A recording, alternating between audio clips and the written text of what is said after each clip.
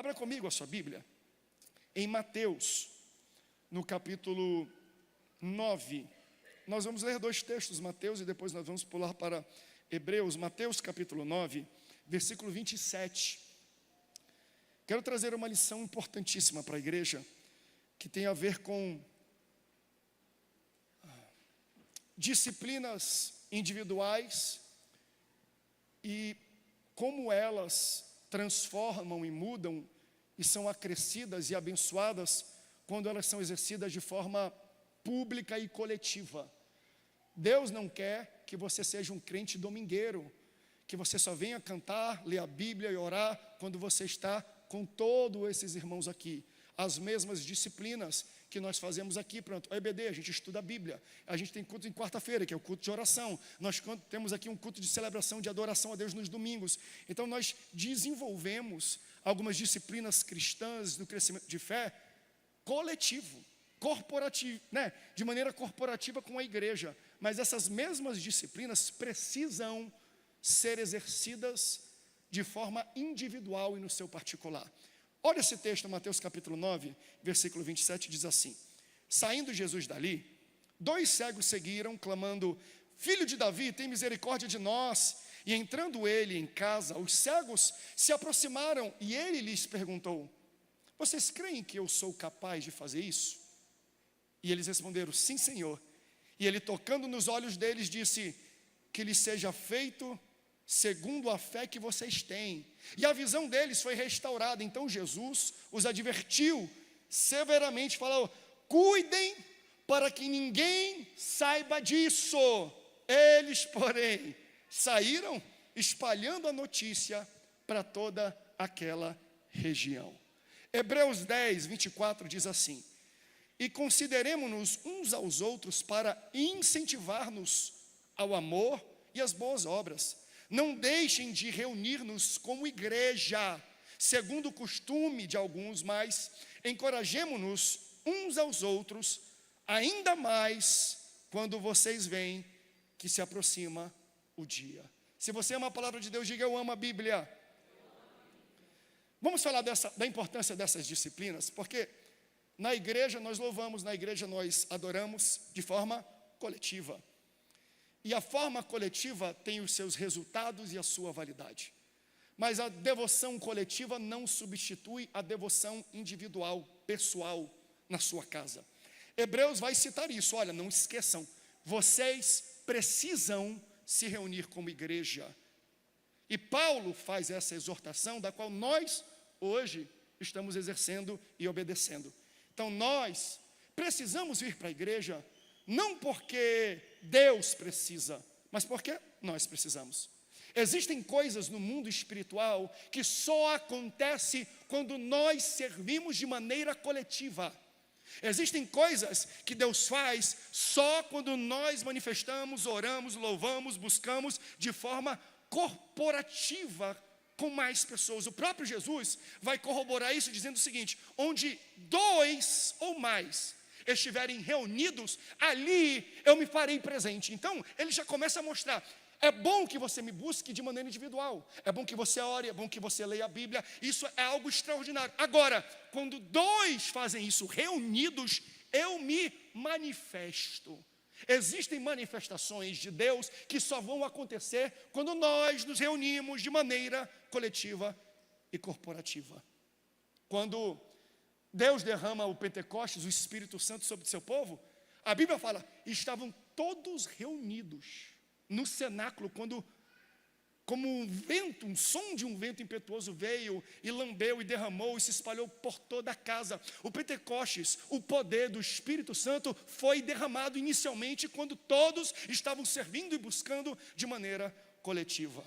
Tem um texto em Deuteronômio que é fantástico. Ele fala assim: um consegue perseguir 1000, mas 2 fazem fugir 10.000.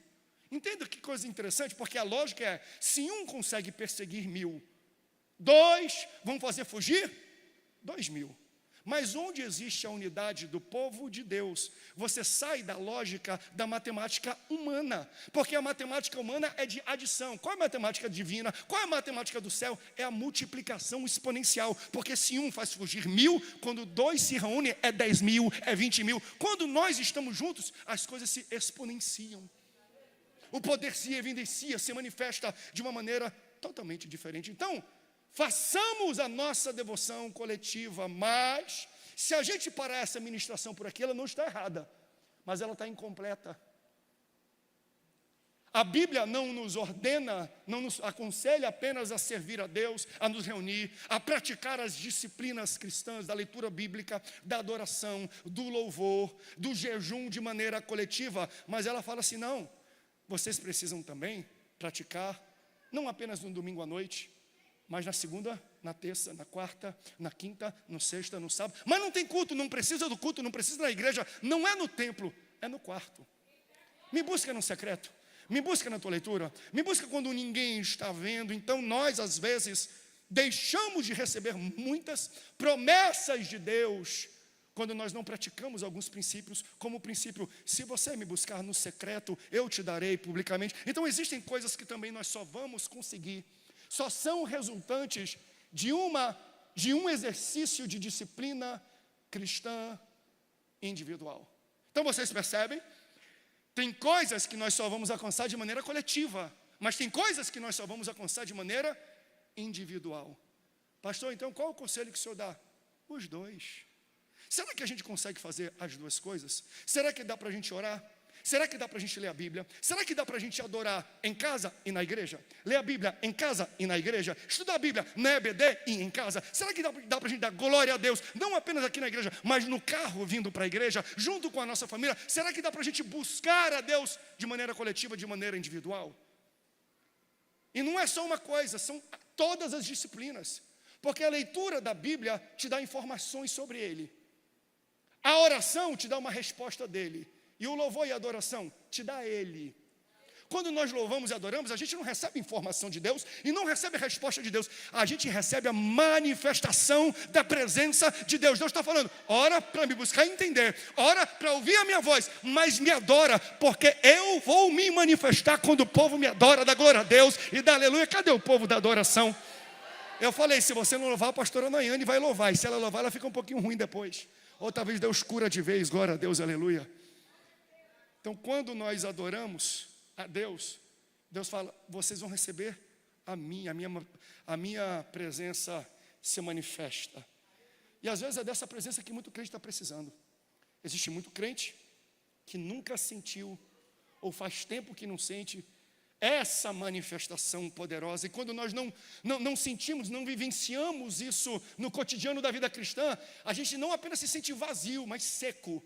Seco não no sentido de esvaziado, mas de seco. Já que está aqui o Osés, me veio agora, tem um outro cantor que, quem conhece o Osés vai conhecer esse cantor, o Jair. Eu comparo a vida do homem sem Deus com uma folha seca. Isso é 1930, hein? Quem cantou isso aí, você sabe. Quem cantou isso aí viu televisão em preto e branco, meu irmão. Ele fala assim, eu comparo a vida do homem sem Deus como uma folha seca caída no chão. Porque quando eu não vivo a manifestação do poder de Deus que vem sobre, e apenas com a adoração, a minha vida espiritual se torna um deserto. A minha vida cristã se torna uma sequidão. E quando eu estou seco, eu sou frágil. Olha o que diz Salmo capítulo 1, a partir do versículo 1. Bem-aventurado o homem que não anda segundo o conselho dos ímpios, não se detém no caminho dos pecadores, não se assenta na roda dos escarnecedores, antes tem o seu prazer na lei do Senhor, e nela medita de dia e de noite, pois será como uma árvore frondosa plantada junto aos ribeiros de água, a qual dão fruto na estação própria. E olha o que diz o texto, cujo as folhas não secarão. Você já pegou uma folha seca e amassou? Não precisa nem fazer força. Você pega uma folha seca, você amassa, ela se esmigalha, ela quebra na sua mão. Agora você já pegou uma folha verdinha? Uma folha que é bem nutrida, uma folha que a árvore tem raízes profundas e é bem alimentada? Pode até amassar, fica até marca, mas ela não quebra. ela não esmigalha, porque Satanás quer fazer isso. Existem pressões na nossa vida que quando nós estamos secos espiritualmente, o diabo não precisa nem fazer muita força para quebrar a gente no meio. Mas tem vezes que ele tenta quebrar a gente, eu falo: Satanás, sai para trás, porque você me pegou na estação errada. Eu estou numa estação onde a minha árvore e as minhas raízes estão profundas, e eu estou sendo alimentado pela oração, pela leitura da palavra, pela adoração, não apenas em casa, mas na igreja. Eu recebo em casa a instrução, e na igreja a edificação do corpo de Cristo. Então, quando nós estamos conectados aos outros, aos ramos, às folhas, e temos raízes, irmãos, em um local onde Deus nos planta, o diabo pode até querer amassar a gente, mas a gente não é quebrado. Leitura da Bíblia me dá a informação dele, oração me dá a resposta dele, adoração me dá ele. Agora, são disciplinas. Leitura bíblica é uma disciplina e pode melhorar, não pode? A sua leitura bíblica pode ou não pode melhorar? Pode. A oração é uma disciplina? Também é. Ela pode melhorar e crescer? Também pode. Então veja, se a leitura bíblica e a oração são disciplinas que melhoram, que escalam, que podem crescer, a adoração também. A tua adoração pode ser muito melhor do que é. O teu louvor pode melhorar muito mais do que está hoje. Então, o que nós temos que fazer para melhorar a nossa adoração? Porque o conceito de melhorar a leitura é tranquilo, pastor, é só ler mais, só buscar mais. O conceito de orar também, para mim é fácil de entender, mas como é que a gente melhora a nossa adoração? E aí eu quero aplicar um pouco desse texto que nós lemos, da cura dos cegos, porque uma das coisas que esse texto me ensina é que não dá para adorar a Deus de maneira correta se eu não enxergo Deus da maneira correta. Não dá para eu seguir Jesus da maneira correta se eu não o vejo da maneira correta. Para adorar corretamente, eu preciso enxergar Deus corretamente. Então, para Deus corrigir, melhorar a minha adoração, primeiro, Ele tem que corrigir e melhorar a minha visão. Mateus 9 mostra um pouco de uma cura que Jesus faz com 2 cegos, mas esse texto não começa com a cura dele. Quando você lê e tem a sua Bíblia, depois em casa, medita nessa palavra. Vai começar com a cura de um paralítico. E esse texto são curas sucessivas. Jesus, ele está andando, ele está saindo, e enquanto ele anda, ele sai curando. Cura aqui, cura ali, faz aqui, faz para lá, vai para cá. E no meio dessa jornada, dessa trajetória de curas, vem um camarada chamado Jairo, um líder numa sinagoga, um pastor local. A sua filha havia morrido e ele chegou até Jesus e falou: Jesus, a minha filha morreu, eu preciso que tu vá lá em casa e toque nela para que ela venha ressuscitar. Aí Jesus falou: ok, vamos para lá? Vamos. Então ele estava indo para a casa de Jairo. No caminho da casa de Jairo, a Bíblia fala que uma mulher com fluxo de sangue vê que Jesus, fica sabendo que Jesus está passando por lá e corre até ele. Pastor, o que causou essa hemorragia, esse fluxo? Não sei, mas isso não importa muito para a gente, porque isso se aplica para uma vida espiritual, porque eu sou homem, eu não tenho talvez uma hemorragia, um fluxo, um período que uma mulher tem, mas quando a Bíblia aponta para o fluxo de sangue, a gente pode aplicar para a nossa vida espiritual, para pessoas que estão em perdas perpétuas. Há quanto tempo que você está militando, trabalhando em algo? Pastor, eu só perco, só diminui, só cai, só atrapalha, parece que eu estou vivendo um ciclo perpétuo de perdas, é como se fosse uma hemorragia. Você pode aplicar isso na sua vida. Então, se você está passando por essa situação, de alguma forma você se assimila, você tem um pouco de compaixão com essa mulher. E veja, essa mulher, ela está perdendo, e ela não é preguiçosa, ela faz de tudo, ela procura todos os recursos. O texto da Bíblia vai falar que ela gasta todo o seu dinheiro atrás de alguma coisa que pudesse resolver o problema dela. Então, ela vê, e quando ela vê Jesus, ela fala algo para si: se eu apenas tocar na orla das suas vestes, eu receberei o meu milagre. E ela vai e toca e recebe a cura. Então, Jairo vai até Jesus e fala com Jesus: vai lá em casa e toca na minha filha, porque se você tocar na minha filha, ela vai ser curada e ela vai ressuscitar. A mulher não precisou que Jesus tocasse nela. Ela falou, se eu apenas tocar algo que está tocando Jesus, para mim já é o bastante. Então, veja isso, Jairo falou para Jesus, toca na minha filha. Ela falou para si, se eu apenas tocar naquilo que está tocando Jesus, eu já recebo o meu milagre. A gente tem que aprender às vezes de parar de ouvir a nossa alma e começar a pregar para ela. O salmista, cadê? Salmo 42, se eu não me engano, eu escrevi. O salmista no Salmo 42, ele começa a falar, eu estou triste, eu estou lamento.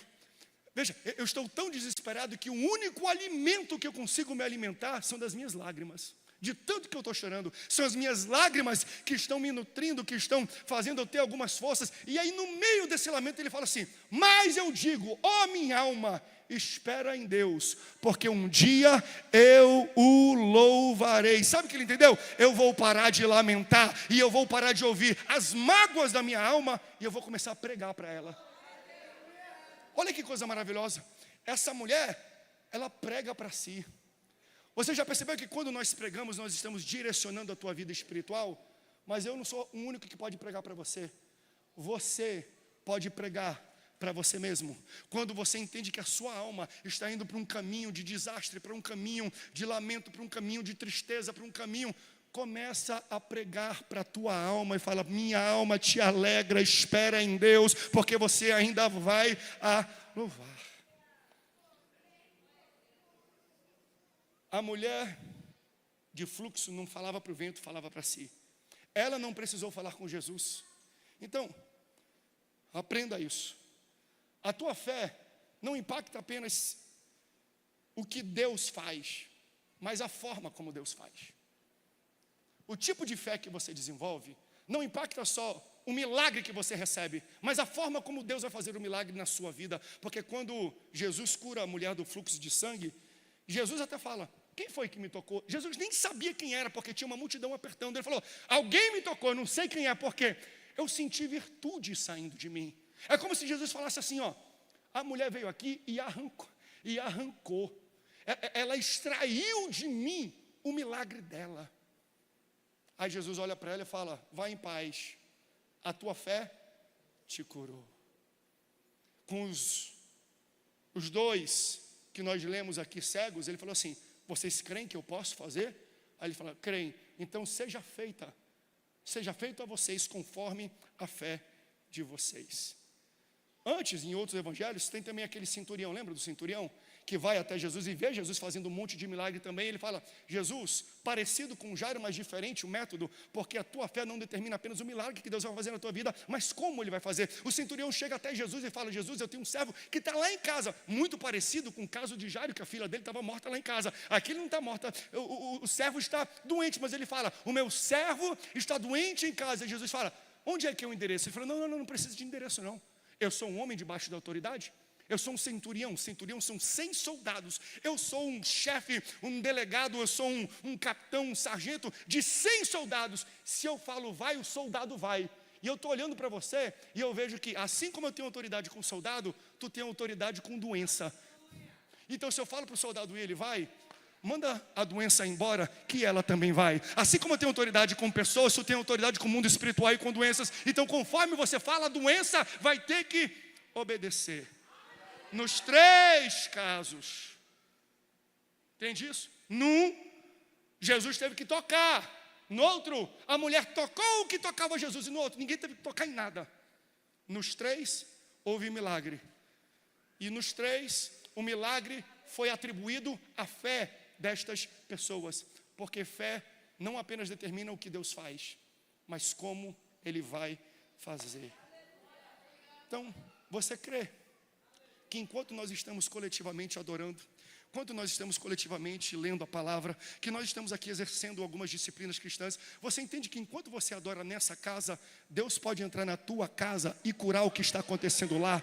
Enquanto nós estamos aqui exercendo a nossa fé, quem crê que Ele pode fazer isso? Porque a palavra diz, seja feita conforme a tua fé. Eu tenho fé, meu amor, que tu vai ser curada nesse culto, nesse local, porque quando a gente tem fé, a fé nos abraça não apenas como faz, mas a maneira que ela faz. Jesus está indo para a casa de Jairo, quando a mulher do fluxo de sangue para, ela recebe a cura. E ao chegar na casa de Jairo, o velório já está acontecendo. E o velório tem gente chorando, tem gente tocando instrumentos. E o texto fala que assim que Jesus chega naquele ambiente e ouve gente chorando, tocando, gente lamentando, ele tira todo mundo, sai todo mundo do ambiente, porque ela não está morta, ela está dormindo. Todo mundo começa a rir. Jesus coloca para fora as pessoas, veja, nesse tempo tinham músicos, instrumentistas, carpideiras, eram mulheres contratadas para chorar em velório.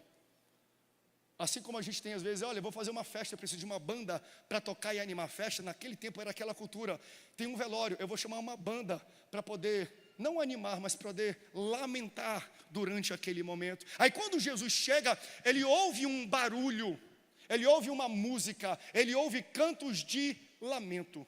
Aí Jesus fala assim, ó, sai todo mundo deste ambiente. Jesus colocou, expulsou quem fazia esse som, porque o som estava confirmando a condição que Jesus ia transformar. Jesus, ao falar assim, saiam daqui, ele falou assim, ó, vocês estão cantando morte, mas eu vim trazer vida. E para a vida entrar na casa, aquilo que faz barulho de morte tem que sair da casa. Então eu preciso aprender a tirar os ruídos que existem dentro da minha casa, de lamento, de morte, de perseguição, de maldição, para que Deus possa fazer entrar dentro da minha casa um ruído, um barulho, um louvor, uma música, um ambiente de vida. Milagres às vezes ainda não entraram em nossa casa, porque a gente não tirou da nossa casa aquilo que reafirma o que nós estamos vivendo, mas pedindo para Deus tirar. Deus, eu estou triste, me tira dessa situação. Aí eu entro no carro, estou indo embora, a mala já está lá fora. A gente pede para Deus tirar e trazer vida, mas dentro da nossa casa o que toca, o que canta, o que se fala, o que se reforça. As minhas amizades vão falar, é ruim mesmo, vai piorar, hein? E isso aqui não tem solução não. Então o que Jesus está me ensinando? Quando eu chego para trazer vida, eu tenho que tirar desse ambiente o barulho e o ruído de morte. Ou seja, para você receber alguns milagres de Deus, Ele vai ter que tirar algumas pessoas da tua vida. Porque tem gente na tua vida que está reforçando o problema que você está vivendo. E vou falar a verdade, se está ruim para mim, eu não quero mais um amigo para falar, André, está ruim demais. Eu já sei, eu quero alguém para me levantar, eu quero alguém para me dar fé, eu quero alguém para poder falar, Jesus pode fazer, André, Deus vai fazer uma coisa nova, vai mudar a cena, vai fazer a roda grande, passar dentro da pequena. Quando eu estou chorando, eu estou triste, quando o negócio está ruim, eu não quero gente mandando link de sofrimento para mim, eu quero alguém mandando um link para falar, André, Deus pode fazer coisas maiores. Essa semana uma pessoa mandou esse link para mim. Ele mandou o link, quando eu abri a música, era aquela música, eu vou viver a totalidade da promessa. No carro eu dei um glória a Deus. Eu falei, meu amigo, muito obrigado. Eu precisava dessa música, por quê? Porque eu estava vivendo num momento de discordância dentro de mim. Veja, às vezes a casa não é um ambiente externo, mas é aqui dentro. Aqui dentro eu estou falando, não vai dar, eu não vou conseguir. Meu irmão, manda um áudio para alguém depois desse culto, falando assim, ó, Deus vai cumprir as promessas na tua vida, na sua totalidade. Deus tem milagre, Deus vai agir, Deus tem poder para fazer, e Ele vai fazer nessa noite. Mas para Deus, para Jesus operar o milagre, pessoas precisam sair da tua vida, músicas, comportamentos, atitudes precisam sair deste lugar. Porque fala a verdade, existem convivências, e Deus está colocando já no teu coração, existem pessoas que drenam a nossa fé. Existem pessoas que arrancam numa simples conversa. Quantas pessoas eu tive, eu estava falando assim, rapaz, outro dia, não é um amigo muito próximo, mas isso corrobora um pouco, conversando, rapaz, estava uma situação, não sei o que, do 3 palavrinhas, estava conversando com uma pessoa que já passou por coisas um pouco parecidas, não no mesmo segmento. Falei, a gente está fazendo uma expansão, e André, já vi esse filme, vai dar tudo errado. E eu dentro de mim, está amarrado em nome de Jesus. Sabe por quê, gente? Existe sobre a igreja, sobre aqueles que servem a Deus, o que eu chamo do princípio da exceção. Não é porque deu errado para você que vai dar errado para mim. Não é porque não aconteceu com você que não pode acontecer comigo. Talvez você teve a sua experiência, mas não queira queimar a minha experiência por causa da sua experiência ruim. Você está entendendo o que eu estou falando? É quando pessoas vão procurar alguém, moças jovens vão procurar com mulheres mais maduras, e precisa fazer isso, porque a Bíblia fala, não é isso? Se você é moça, quer entender da vida, procure com alguém que tem experiência. Aí você vai pegar a experiência com pessoas que têm a vida tudo estragada, tudo torta, tudo ruim. Aí eu vou falar assim: homem nenhum presta, igreja, pastor é tudo ladrão. Vamos falar por quê? Porque eles estão falando baseadas na experiência dela. Meu irmão, tira esses ruídos que drenam a tua fé. Jesus entra na casa e fala: todo mundo que está lamentando e chorando e reforçando o espírito de morte para fora, porque hoje tem vida nesta casa. Aleluia. Após o povo sair, Jesus pega a moça pela mão e levanta essa moça. E aí, a notícia, porque entende, o velório estava acontecendo.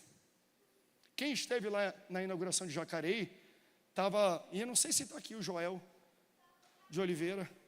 Ele sempre vem, mas acho que ele está em viagem, mas ele sempre está no culto da tarde. Mas está aí ele. Ele não está aí não, né? Mas o pai dele, João de Oliveira, o avô do Joel, o João de Oliveira pai, pastor presidente da Assembleia de Deus em Pindamonhangaba, na época que meu avô estava lá e o tio dele, ele morreu. E eles oraram por ele e ele ressuscitou.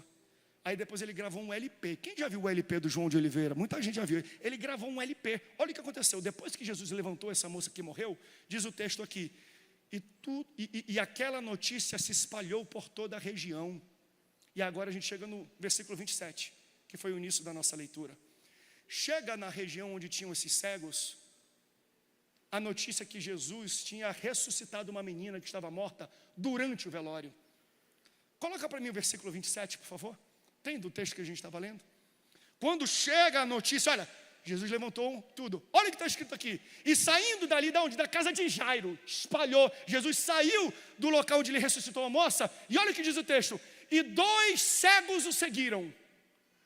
Dá para rir nisso aqui, não dá? Você está lendo o que eu estou lendo ou não? 2 cegos o seguiram. Pastor, como é que cego segue alguém? E aqui vem um ensino para você. Não é porque tem algo que não funciona que você vai deixar de usar aquilo que já está funcionando. Pastor, o meu olho não funciona, mas o meu tato funciona. Pastor, a minha visão não funciona, mas a minha audição está em cima. Então eu tenho que aprender a usar o que funciona para alcançar em Deus aquilo que não funciona. Ao invés de eu ficar lamentando para Ele: eu não posso ver, eu não posso ver. Não, mas eu estou te ouvindo. Onde é que tu estás? Jesus, filho de Davi, tenha misericórdia de mim. Não deixe que aquilo que não funciona limite você de usar aquilo que já está funcionando. Lembra quando Jesus saía de Jericó e tinha o cego Bartimeu? Ele começou a gritar, mas ele era cego. Então ele falou assim: minha visão não funciona, eu nem sei onde ele está, porque tinha uma multidão. Mas a minha garganta está melhor do que nunca. Jesus, filho de Davi, tenha compaixão de mim. E tentavam calar ele. Eu falei: não vou calar, por quê? Porque isso é a única coisa que eu tenho para funcionar, para chamar a atenção de Jesus. Ele usou o que funcionava. Jesus foi até ele e ele teve visão.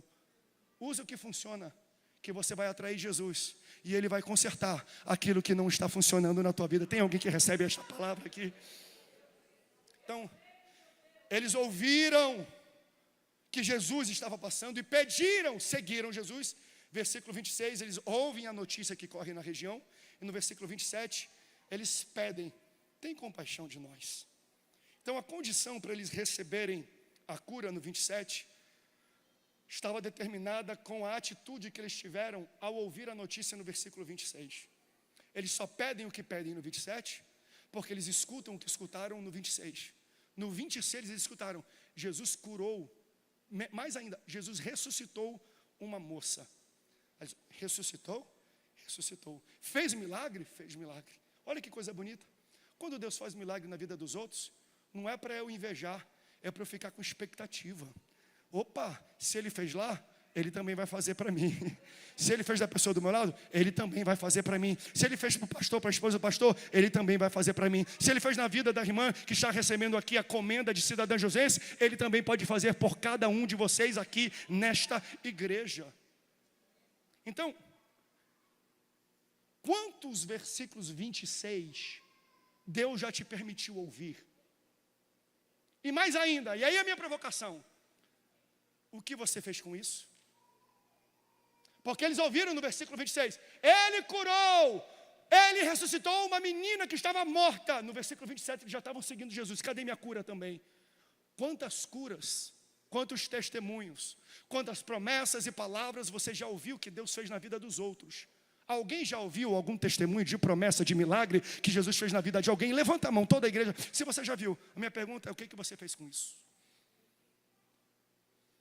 O versículo 26 provocou-os a tomar uma atitude no versículo 27.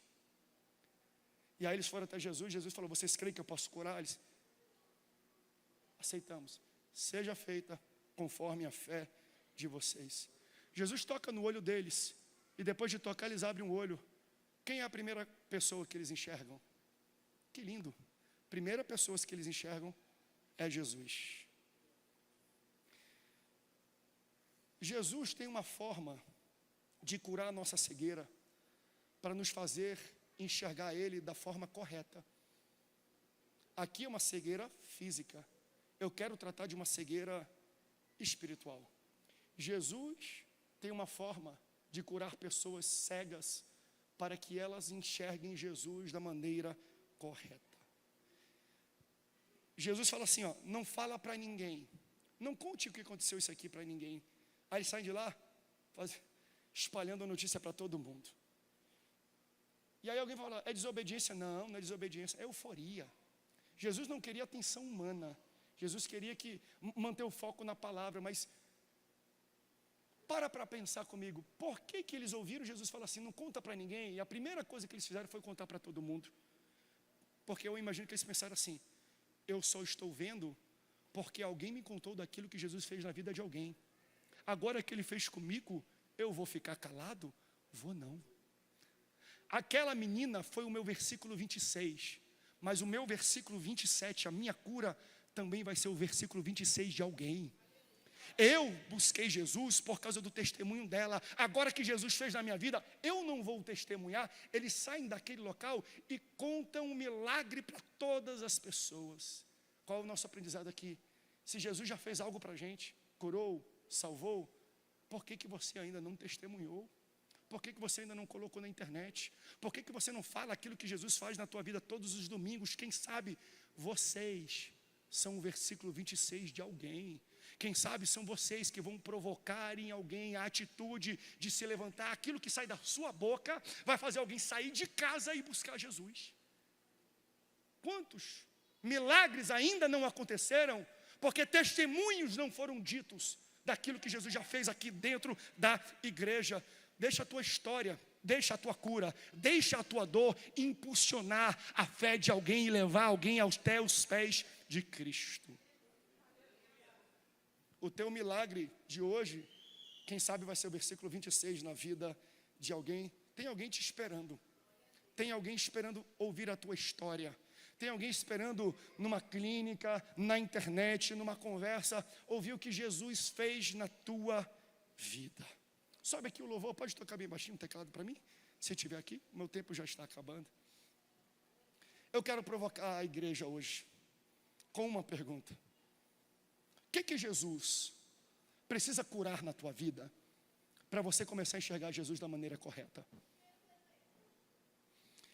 No verso 31, e foi o último verso, saindo eles, porém, divulgaram-lhe a fama por toda aquela terra, por todo aquele lugar. Eles saíram não se contendo, gente, porque Jesus foi, não fala para ninguém. Mas a alegria deles era tão forte que eu falei assim, eu não aguento. Eu não vou conseguir conter aquilo que Jesus fez só para mim, eu vou começar a contar para todo mundo. E eles saem com alegria, testemunhando, e a forma deles testemunharem foi tão efusiva que toda a região ficou sabendo desse milagre. Por que eu digo isso? Porque eles eram efusivos, animados, alegres, porque eles viram Jesus da forma correta. Nesse culto, tem muita gente. Tem gente que entrou aqui alegre, feliz, efusivo, glória a Deus, aleluia, com fé, adorando. Mas tem gente que entrou de maneira apática, de maneira letárgica, de maneira, vou lá para o culto só para mais um culto. tem que pagar, né? Uma vez por semana, está no corriqueiro. Então, a gente está diante do mesmo Jesus. Nós estamos andando com o mesmo Jesus. Nós estamos nos relacionando com o mesmo Jesus. Por que algumas pessoas estão tristes e outras estão fervorosas e alegres? Porque nós estamos vendo o mesmo Jesus, mas estamos enxergando coisas diferentes. Então, nessa tarde, Jesus tem que curar a visão de algumas pessoas, para que você possa enxergar Jesus da maneira correta. Só sai contando os milagres de Jesus com entusiasmo quem viu um Jesus que cura. Não tem como alguém passar por uma cura sobrenatural e ser apático diante do Evangelho e de falar das boas novas que ele ouviu. Jesus cura, Jesus salva, Ele liberta, Ele batiza com o Espírito Santo. E às vezes a gente não prega porque falta uma cura, não necessariamente física, mas uma cura na nossa visão. A gente ainda não enxergou Jesus da maneira correta. Então Jesus precisa primeiro enxergar a minha visão, para depois desenvolver a minha adoração. Se eu não gosto, se para mim tanto faz adorar ou não num culto, isso não tem a ver com a tua adoração, tem a ver com a tua visão. E nessa tarde ele te trouxe aqui porque ele falou: você não me adora como era para adorar, porque você ainda não me viu como era para ver. Mas nessa tarde ele vai curar a tua visão, para mostrar que ele é o Todo-Poderoso, é aquele que te sustenta, é aquele que te guarda, é aquele que te cura, é aquele que te sustenta. Você pode ficar de pé se você crê que isso é verdade. Você pode testemunhar diante de Deus coletivamente: eu creio. Fique em pé comigo.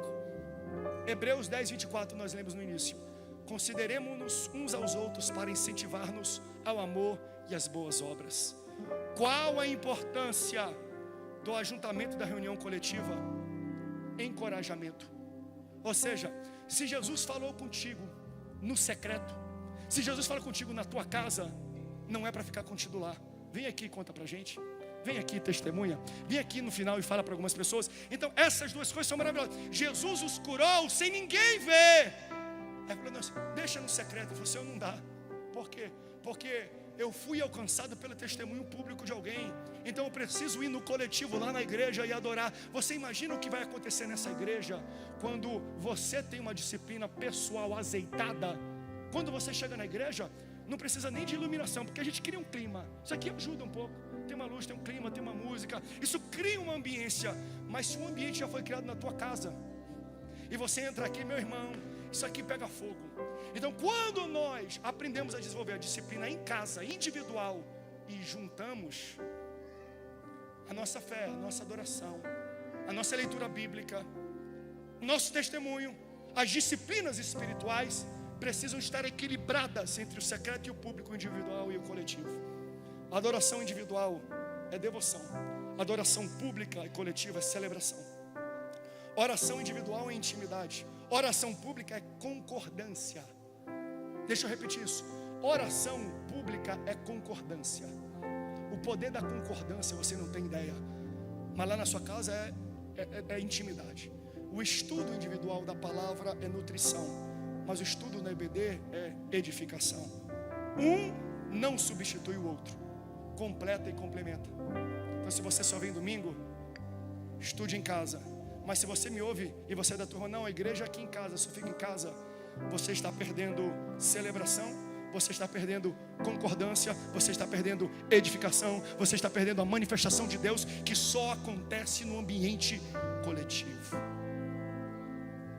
Então, quando nós crescemos individualmente em Cristo, nós edificamos e fortalecemos o corpo.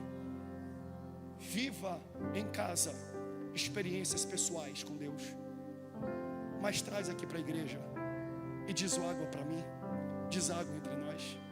Viva coisas maravilhosas com Deus na sua casa, mas depois vem aqui e fala para todo mundo aquilo que Ele fez na sua vida. E aqui eu termino com essa frase: o teu testemunho vai ajudar outras pessoas a enxergarem Jesus da forma correta. É o que sai da tua boca que vai mudar a ótica que as pessoas têm sobre o Jesus que você serve. Fecha o seu olho onde você está. Nessa tarde tem alguém que quer aceitar Jesus? O tempo está avançado, vai ser muito rápido aqui. Podem cantar bem baixinho, gente, que eu vou terminar rápido. Vai ser rápido. Tem alguém que quer aceitar Jesus ou se reconciliar com Ele? Tem alguém que tinha uma ótica diferente de Jesus, que nunca tomou conta, nunca aceitou, nunca quis vir à frente, nunca quis expressar o seu amor? Porque você ouviu, eles ouviram no versículo 26 o que Jesus fez, no 27 já estavam seguindo a Jesus. Você ouviu o que Jesus pode fazer na vida de alguém. A minha pergunta é: o que você vai fazer com isso? Se você quer aceitar Jesus, sai do seu lugar e vem aqui à frente.